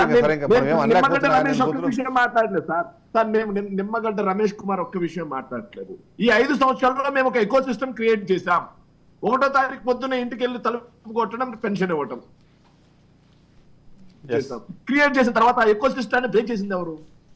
బ్రేక్ చేసిన తర్వాత దానికి సంబంధించి మేము ఏదైనా ఆల్టర్నేటివ్ తీసుకుందామన్నా సరే మేము ప్రభుత్వంలో లేం కదా. ఫస్ట్ ఆఫ్ ఆల్ దాన్ని ఆలోచన చేయండి. సరే అది జరిగిన తర్వాత కూడా మేమేదో చేసినట్టుగా మా మీద బురద జల్లి డబ్బులన్నీ వాడేసుకున్నాం లేదు అని చెప్పి మాట్లాడింది ఎవరు సార్? ఎవరు మాట్లాడారు? మేము మాట్లాడామా? మా మీద అలాగే బురద జల్లరు. తర్వాత మేము మళ్ళీ అడుగుతున్నాం సార్, తర్వాత వాళ్ళు డీబీటీ వేయండి అని చెప్పి మాట్లాడింది ఎవరు సార్? మీడియా మిత్రులైనటువంటి మీ అందరికి తెలియదా చిదంబరం గారు? నేను కాదనట్లేదు, కానీ అక్కడ వినండి సార్, డీబీటీ వేయమని చెప్పింది ఎవరు? డీబీటీ వేయమని చెప్పింది ఎవరు? టీడీపీ వాళ్ళు కదా. ఈ రోజు అదే డీబీటీ వేసిన తర్వాత దాని మీద కూడా బురదలేదు ఎవరు సార్? దాని మీద బురదలేదు ఎవరు? ఇక్కడ వాలంటరీ వ్యవస్థ తీసివేయటంలో కానీ, ఏదైతే మళ్ళీ లేకపోతే పెన్షన్ ఇంటింటికి మళ్ళీ సచివాలయాల దగ్గరికి పిలవడంలో కానీ, లేకపోతే డీబీటీలో వేయడం కానీ, మళ్ళీ డీబీటీలో వేశారని చెప్పి ఏడవడంలో కానీ ఎక్కడన్నా వైఎస్ఆర్ కాంగ్రెస్ పార్టీ పాత్ర ఉందా? లేదు. కానీ ప్రతిదీ కోరుకునేది వాళ్ళే సార్. ప్రతిదీ కోరుకునేది వాళ్ళే. వాళ్ళు కోరుకున్నది అధికారులు చేసిన తర్వాత అధికారుల మీద, వైఎస్ఆర్ కాంగ్రెస్ పార్టీ మీద దుమ్మెత్తిపోసేది వాళ్ళే. మీకు తెలియట్లేదా సార్? మీకు కనిపించట్లేదా మీడియా మిత్రులకి? నేనేమంటున్నానంటే అది జరిగిన వెంటనే దానికి చంద్రబాబు నాయుడిని తీసుకెళ్లి దానికి బాధ్యత చేస్తూ మీరు చేసే స్టేట్మెంట్లు వాటి మీద కదా సార్. 100% అండి. నిమ్మగడ్డ రమేష్ కుమార్ గారు ఎవరండి? రైట్, ఎవరు? మేము అడుగుతున్నాం స్ట్రైట్ గా. చంద్రబాబు నాయుడు గారి కాంపౌండ్ లో మనిషా కాదా? చంద్రబాబు నాయుడు గారి కనుసన్నల్లో జరిగిన కుట్ర కాదా ఇది? ఝాన్సీ గారు చెప్పండి. ఏమంటారు? దాన్ని ఏమంటారు సార్? రైట్, ఝాన్సీ గారు మీరు సమాధానం చెప్పాలి. నిమ్మగడ్డ రమేష్ అనే వ్యక్తి గతంలో ఆయన అధికారంలో ఉన్నప్పుడు, లేకపోతే ఆయన ఒక పవర్లో ఉన్నప్పుడు టీడీపీ పార్టీకి మంచి చేసేందుకు ప్రయత్నం జరిగింది అన్నది ఆరోపణలు ఎప్పటి నుంచో ఉన్నాయి. దానికి తగ్గట్టుగా ఆయన తీసుకునే నిర్ణయాల్లో వాలంటీర్ వ్యవస్థలు అనేది కొద్దిసేపు పక్కన పెడితే ఏంటంటే, మీరు మొదటగా తీసుకున్న నెంబర్ ఏంటంటే 1వ తారీఖు జీతం పడలేదు. కారణం ఏంటి అంటే వైసీపీ వెళ్ళేటప్పుడు ఖజానాన్ని ఖాళీ చేసి వెళ్ళిపోయింది, ₹1 డబ్బులు దాంట్లో లేవు, కాబట్టి ఏది పెన్షన్లు వచ్చే పరిస్థితి లేదని చెప్పి ఫస్ట్ ఆ ఇష్యూని అరైజ్ చేసింది మీరు. ఆ తర్వాత మా డబ్బులున్నా ఇచ్చేసామని చెప్పి వీళ్ళు చెప్పడము అవన్నీ మనం చూసాం. సో ఆ పానిక్ సిచ్యువేషన్ క్రియేట్ అవ్వడానికి ఫస్ట్ స్టెప్ తీసుకున్నది నిమ్మగడ్డ రమేష్ అయితే దాన్ని ముందుకు తీసుకెళ్ళింది టీడీపీ అన్నది ఇవాళ వైసీపీ చేస్తున్న ఒక ఆరోపణ. ఏం సమాధానం చెప్తారు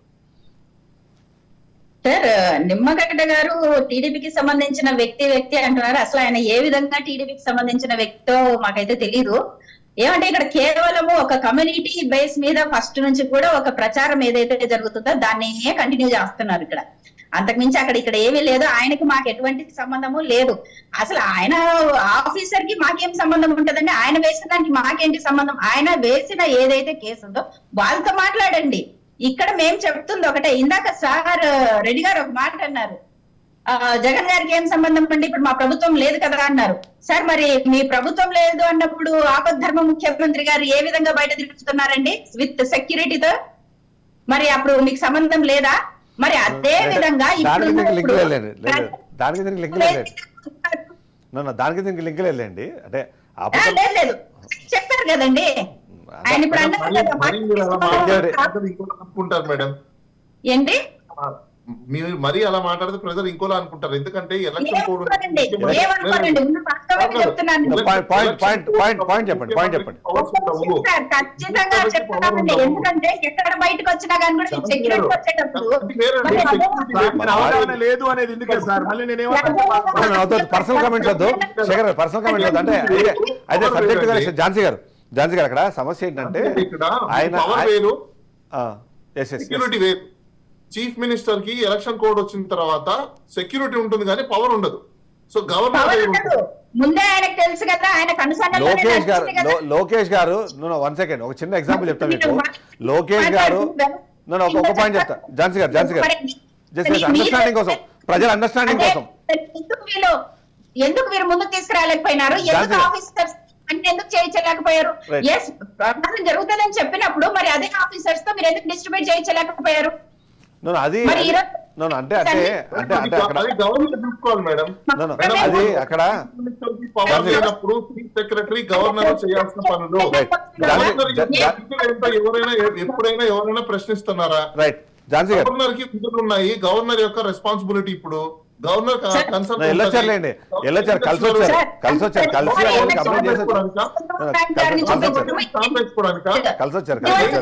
గవర్నర్ రాష్ట్రపతిని ఏం చేస్తున్నట్టు? ఆ డ్యూటీని గుర్తు చేయడానికి టీడీపీ పార్టీ వెళ్ళింది, గవర్నర్ కలిశారు. కలిసి అక్కడ ఏం జరిగింది? ప్రోటోకాల్ ఇచ్చుకోవడం కోసం కాదు కదండి. రైట్. ప్రెసిడెంట్ ఆఫ్ ఇండియా ఉండేది మనం ఓన్లీ ప్రోటోకాల్ ఇవ్వడం కోసం కాదు కదా. అయితే ఇక్కడ కోసం మన పనులు చేయడం కోసం. రైట్. ఝాన్సీ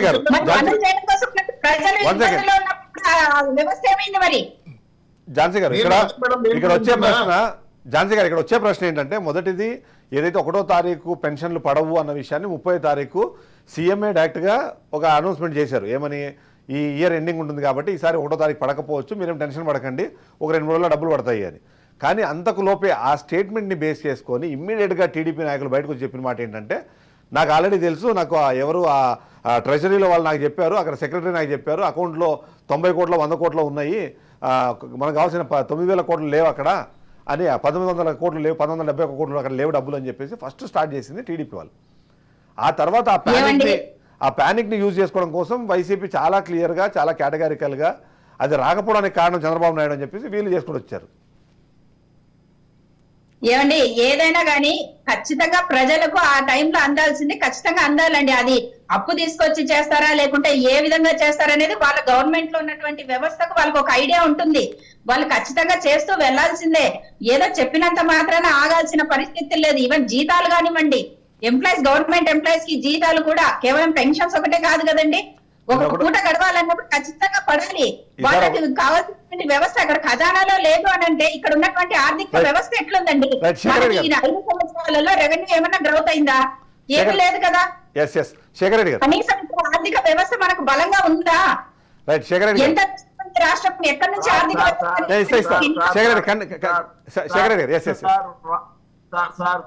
చిదంబరం గారు ఒక మాట చెప్తాను సార్. చెప్పండి. నేను ఏమన్నంటే బాధపడతారు వాళ్ళు కోడిగుడ్డుకి అదే బోడిగుండుకి మోకాలికి ముడిగట్టి మాట్లాడతారు. వాళ్ళకి ఏం సమాధానం చెప్తాం? ఆర్థిక వ్యవస్థ గురించి మాట్లాడుతున్నారండి, సంపద అది ఇది అని చెప్పి మాట్లాడుతున్నారు. సార్ వాస్తవంగా ఎలక్షన్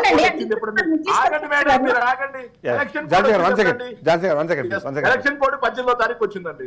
ఎలక్షన్ కోడ్ 18వ తారీఖు వచ్చింది. 28వ తారీఖు మా అధికారులు ఏం చెప్పారు? ఏదైతే ఈ సంవత్సరం ఇయర్ ఎండింగ్ ఉంది కాబట్టి మీకు 2 లేదా 3 తారీఖులు మళ్ళీ బ్యాంక్ హాలిడేస్ ఉన్నాయి, 3-4 తారీఖుల్లో మీకు ఈసారి మేము పెన్షన్లు మీకు సరఫరా చేస్తామని చెప్పేసి క్లియర్ గా పత్రికా ప్రకటన ఇవ్వడం. పత్రికా ప్రకటన ఇచ్చిన తర్వాత తీర్పు ఎప్పుడు వచ్చిందండి? కోర్టు తీర్పు 30వ తారీఖు వచ్చింది. 30వ తారీఖు అని కోర్టు తీర్పు వచ్చింది. ఆ టైంకి ముఖ్యమంత్రి గారు సమీక్షలు చేసే అవకాశం ఉందా అండి? ముఖ్యమంత్రి గారు సమీక్షలు చేయడానికి అధికారం ఉందా?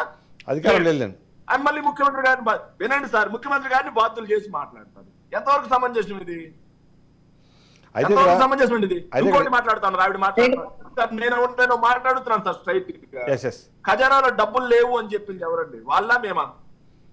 టీడీపీ చెప్పింది కాబట్టి వాళ్ళే ఖజానాలో డబ్బులు లేవని చెప్పి ప్రచారం చేశారు. మరి ఖజానాలో డబ్బులు లేకపోతే పెన్షన్లు ఎలా పంపిణీ చేస్తాం? మేము స్ట్రైట్ గా అడుగుతున్నాం, ఖజానాలో డబ్బులు లేకపోతే ఎలా పంపిణీ చేస్తాం? ఇంకోటి ప్రజలు ఆర్థిక వ్యవస్థ మీకు లెక్కలు తెలియకపోతే డబ్బులు ఏదైతే అప్పు తీసుకున్నారో అప్పుడు అకౌంట్ లో క్రెడిట్ అయ్యేంత వరకు వినండి సార్, ఇంకొక అబ్జర్వేషన్ చెప్తాను. ఇంకొక అబ్జర్వేషన్ మీరు సమాధానం చెప్పండి శేఖర్ రెడ్డి గారు. ఒక అబ్జర్వేషన్ కి యూజువల్లీ గత 58 నెలల్లో అంటే ఒక అబ్జర్వేషన్ ఏంటంటే దాదాపుగా ఫస్ట్ 1 year దాటిన తర్వాత నుంచి ఎప్పుడు 5వ తారీఖు లోపు ఎప్పుడు గవర్నమెంట్ ఎంప్లాయీస్కి జీతాలు పడలేదు, పెన్షనర్లు బయటకు వచ్చి అడిగేంత వరకు డబ్బులు ఇవ్వలేదు అన్నది ఒక అపవాదం మీ ప్రభుత్వం మీద ఉంది. కానీ నిన్న మాత్రం 1వ తారీఖు పొద్దునే పెన్షనర్లకు డబ్బులు ఇవ్వకుండా పెన్షనర్లు కాదు గవర్నమెంట్ ఆఫీసర్లు, గవర్నమెంట్ పెన్షనర్లు ఉంటారు కదా, రిటైర్డ్ ఆఫీసర్లకి. అయితే ఈసారి 1వ తారీఖే పడ్డాయంట. 1వ తారీఖే పడ్డాయండి ఈసారి.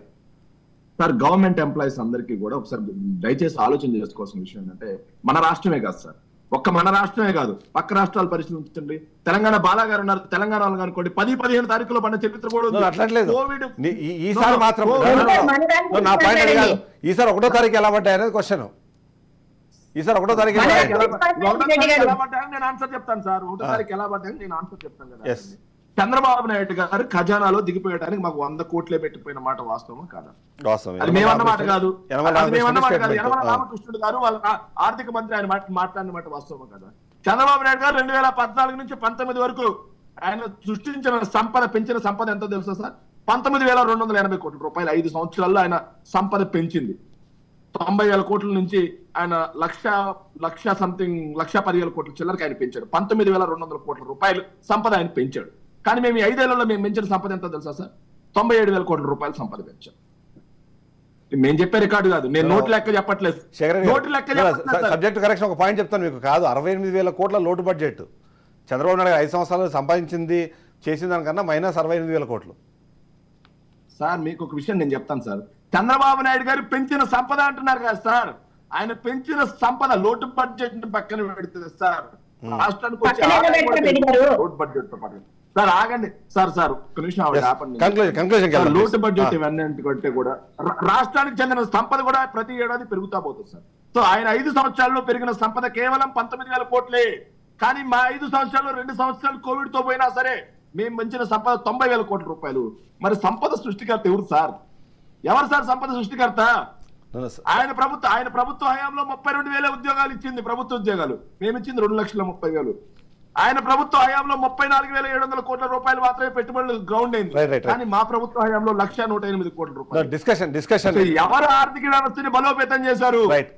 ఫైనల్ గా మీరు చెప్పండి. మాట్లాడితే సరిపోదు కదా సార్. రైట్, ఫైనల్ గా మీరు చెప్పాల్సిన పాయింట్ ఏంటంటే, ఇప్పుడు ఈ వృద్ధులందరూ ఇబ్బంది పడుతున్న నేపథ్యంలో మీరు ఆ వాలంటీర్ వ్యవస్థను పక్కన పెట్టేస్తే కనీసము వాళ్ళకి అంటే ఒక ఏమంటారు మనోధైర్యాన్ని ఇవ్వడం కోసమే మీ డబ్బులు వస్తున్నాయి ఎక్కడ పోవట్లేదు అని స్టేట్మెంట్ ఇవ్వాల్సిన పరిస్థితి ఏమైనా కనిపిస్తుంది అంటారా? ఇంకా చాలా మంది టెన్షన్ పడుతున్నారు, ఇప్పుడు కూడా డబ్బులు రావేమో సార్. నేను మా సొంత నియోజకవర్గమైనటువంటి ఉదయగిరిలో నేను ఉన్నాను సార్. ఈ రోజు ఎలక్షన్ క్యాంపెయిన్ లో భాగంగా మా సొంత నియోజకవర్గం ఉదయగిరిలో ఉన్నాను. నాకు తెలిసినంత వరకు గత నేను 5-6 రోజుల నుంచి నేను క్యాంపెయిన్ లో భాగంగా అవ్వాతాతల్ని, దివ్యాంగులను కలిసిన ప్రతి ఒక్కరికి నేను ఏం చెప్తానంటే, మీ పెన్షన్ డబ్బులు ఎక్కడికి పోవు, అకౌంట్ లో పడ్డా సరే మీ పెన్షన్ డబ్బులు ఎక్కడికి వెళ్ళవు అని చెప్పేసి ఆయా విలేజెస్ లో ఉన్నటువంటి కొంతమంది కుర్రాళ్ళకి వాళ్ళని అప్పచెప్పి వీళ్ళకి బ్యాంకులకు తీసుకెళ్లి డబ్బులు వసూలు చేసి ఇవ్వండి. లేకపోతే అదే విలేజెస్ లో కొంతమంది ఏం చేస్తారంటే 1,000కి 10 రూపాయలు అలా తీసుకుంటారండి, ఫింగర్ పెట్టి తీసుకుంటా ఉంటారు. మీకు ఐడియా ఉంది, ఆధార్ లింక్ ద్వారా ఫింగర్ పెట్టి 1,000కి 10 రూపాయలు ఇచ్చారు. అలా కొంతమంది కూడా తీసుకోవడం జరుగుతా ఉంది. సో ఖచ్చితంగా ఈ పెన్షన్ల మీద జరిగినటువంటి కుట్ర, తెలుగుదేశం పార్టీ పన్నిన విష వలయం ఏదైతే ఉందో జూన్ 4వ తారీఖుతో అది పూర్తిగా విష వలయం విచ్ఛిన్నం అవబోతుంది. మళ్ళీ పెన్షన్లు అవ్వాతాతల ముఖాల్లో, దివ్యాంగుల ముఖాల్లో వెలుగులు నింపుతూ 1వ తారీఖు పొద్దునే తలుపులు తట్టి గుడ్ మార్నింగ్ చెప్పి జూలై 1 వాళ్ళకి అందించే విధంగా వైఎస్ఆర్ కాంగ్రెస్ పార్టీ శ్రీకారం చుట్టబోతుంది. లాస్ట్ పాయింట్ కంక్లూజన్కి వెళ్దాము. మీరు ఏమో ఇప్పుడు అంటే ఈ ప్రజల్లో ఉన్న ఈ స్పెసిఫిక్గా అంటే ఎక్కువగా చదువుకోని వాళ్ళు లేకపోతే అట్లాంటి ఆందోళన ఉన్న వాళ్ళు ఎక్కువ మంది ఉన్నారు కాబట్టి వాళ్ళకి ఇప్పుడు మనోధైర్యం ఇవ్వాలి అంటే ఏం చేయాలంటారు? మీరు ఫైనల్గా ఒక చిన్న పాయింట్ క్లోజ్ చేద్దాం. ఏమంటే ఖచ్చితంగా ఇప్పుడు సార్ రెడ్డి గారు చెప్పినట్టుగా జూన్ 4వ తారీఖున ఖచ్చితంగా సమాధానం చెప్తామనేది ఏదైతే ఉందో దాన్ని మేము కూడా ఏకీభవిస్తున్నామండి. సమాధానం చెప్పడానికి బాబు గారు రెడీగా ఉన్నారు. ఖచ్చితంగా తెలుగుదేశం పార్టీ సమాధానం చెప్తుంది. అలాగే ఇప్పుడు ఈ జరుగుతున్న కన్ఫ్యూజన్స్ ఏవైతే ఉన్నాయో ఈ రాక్షస క్రీడలో ఇప్పుడు ప్రజలు చాలా ఇబ్బంది పడ్డారండి. వృద్ధులు వీళ్ళు ఎవరైతే ఉన్నారో చాలా ఇబ్బంది పడ్డారు. ఇది కేవలం వాళ్ళు వాంటెడ్ గా చేసి చంద్రబాబు నాయుడు గారి మీద నెట్టడం కోసం చేసినటువంటి గేమ్. ఆ గేమ్ బాబు గారి మీద సక్సెస్ అవ్వాలని చూశారు, కానీ కొన్ని చోట్ల కూడా ఫెయిల్యూర్ అయింది. కానీ మాకున్న బాధ ఏంటంటే ఈ రాక్షస క్రీడలో అనవసరంగా ప్రజలు ఇబ్బంది పడ్డారు. రైట్ బాలగారు లాస్ట్ పాయింట్ కంక్లూడ్ చేద్దాం, టైం ఎక్సీడ్ అవుతుంది. లాస్ట్ పాయింట్ కంక్లూడ్ చేద్దాం. Jhansi garu thank you. Simple sir, Chidambaram గారు పెన్షన్స్ ఇవ్వాలనుకునేది చేయాలనుకుంటే కాబట్టి ఇన్స్టిట్యూషన్స్ కరెక్ట్ గా ఉంటే మిగతావన్నీ సాఫీగా గడిచిపోతాయి. కానీ ఇక్కడ పొలిటికల్ రైవలరీ కోసం ఇది చేసుకుంటున్న ఒక డ్రామా తప్ప ఏం లేదండి. Right, thank you very much బాలగారు, thank you very much Jhansi garu, thank you very much Shekhar Reddy garu. మనం ఓవరాల్గా చూస్తున్నాము, వితంతువులు కానివ్వండి, వృద్ధులు కానివ్వండి, ఈ ఆసరా పెన్షన్లకు సంబంధించి ఎవరైతే లబ్ధిదారులు వాళ్ళందరికీ రాజ్ న్యూస్ తరఫున కూడా మేము రిక్వెస్ట్ చేస్తున్నాము, మీ డబ్బులు ఎక్కడికి పోవు, ఈ రోజు కాకపోయినా రేపైనా వస్తాయి. అంతేకాకుండా నిజంగానే ప్రభుత్వాలు మారినా కొత్త ప్రభుత్వాలు వచ్చినా మీ డబ్బులకు సంబంధించి ఎలాంటి ఇబ్బంది ఉండదు. కాబట్టి మీరు టెన్షన్ పడి ఎంత ఎండలో వెళ్ళి ఆ డబ్బులు తెచ్చుకోవాలనే ప్రయత్నం చేయకండి. మీ ఇబ్బందులు మాకు కూడా తెలుసు. ఖచ్చితంగా 1వ తారీఖు వచ్చిన తర్వాత మందులు కొనుక్కునే వాళ్ళు, లేకపోతే ఇతరత్ర నిత్యావసర వస్తువులు కొనుక్కునే వాళ్ళు కూడా ఉంటారు. అయితే ఒక 2 రోజులు దాన్ని అడ్జస్ట్ చేసుకోగలిగితే ఈ సమస్య ఫర్దర్గా ఉండదు అనేది మనకు తెలుస్తుంది. ఇంకొక నెల కూడా, అంటే జూన్ 4వ తారీఖు వరకు ఈ ఎలక్షన్ కూడా అమల్లో ఉండే నేపథ్యంలో వచ్చే నెల అయినా కనీసం ఇలాంటి సమస్య లేకుండా చర్యలు చేపట్టాలని ప్రభుత్వాన్ని కోరుకుందాం. ఇది వాళ్ళ షో. నెక్స్ట్ షోతో మండే కలుద్దాం. స్టేట్